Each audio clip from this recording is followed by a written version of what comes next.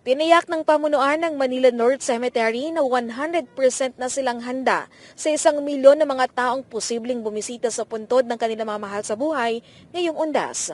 Inaasahan na kakapal ang bilang ng bibisita dahil papayagan na rin ang mga bata sa loob ng sementeryo, kasunod yan ang pag-alis ng COVID-19 restrictions. Pero ayon kay Rosel Castañeda, direktor ng Manila North Cemetery, dapat suotan ng ID na may contact number ang mga bata.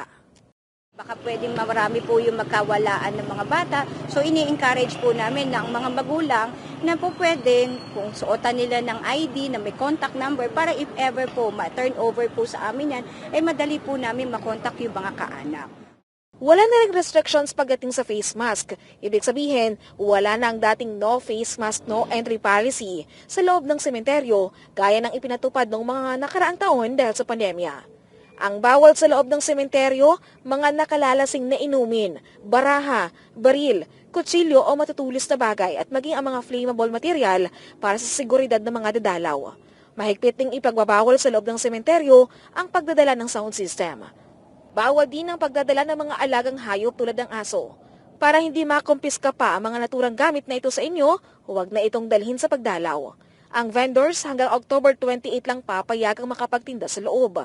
Bukas ang Manila North Cemetery sa publiko mula October 30 hanggang November 3 mula alas 5 ng umaga hanggang alas 5 ng hapon. Ibig sabihin nito, bawal ang overnight stay o dalaw sa loob ng sementeryo. Pagdating po kasi ng 4 o'clock, 5 o'clock, may expected na po na may umiikot na po dyan na nagme-megaphone announcing na hanggang 7 o'clock lang po ang gate po ng sementeryo at isasara na po ito. Ayon kay Castañeda, pwede na ring dumalaw ngayon na mga gusto ng mauna. Tuloy-tuloy naman ang clearing operation sa loob ng sementeryo. Tumulong ang MMDA sa Manila LGU sa pagdedeploy ng mga tao para sa paglilinis, kasabay ng ginawa nilang inspection ngayong araw sa loob ng Manila North Cemetery. Bukod dyan, magde-deploy din sila ng mga tao na magmamando sa trapiko, lalo pat may mga isasarang daan simula October 31. Bawal na magpapasok ng sasakyan sa loob ng Manila North Cemetery. Kaya magiging bulto ng traffic maging nasa labas. We're deploying around 196 traffic enforcers to help manage the traffic. And then yung mga tagalinis po natin, yung mga sweepers po natin, 50 ang i-deploy po natin dito sa loob. Maglalagay ng help desk ang Manila North Cemetery para sa mga hirap na ma-allocate ang puntod ng kanilang mga mahal sa buhay. Magkakaroon ng libreng sakay sa loob ng sementeryo gamit ang mga e-tricycle ng LGU dahil ang mga pribadong sasakyan bawal sa loob. Maglalagay ng medical at fire response team ang management maging ng mga pulis Maynila na ipakakalat sa loob at labas ng sementeryo. Maglalagay din sila ng mga portalet para sa mga dadalaw. Samantala pagdating sa mga uuwi sa mga probinsya ngayong undas at barangay at sangguniang kabataan elections, ang mga pantalan naka-heightened alert.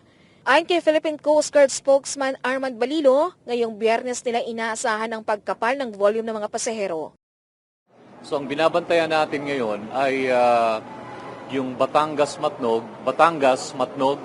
plus yung buong Visayas. Kasi na-expect natin na mga inter-island dito, mga tawid. So this Friday, ngayong araw na to, tataas yung volume ng mga passengers. Kahapon hindi pa masyado eh.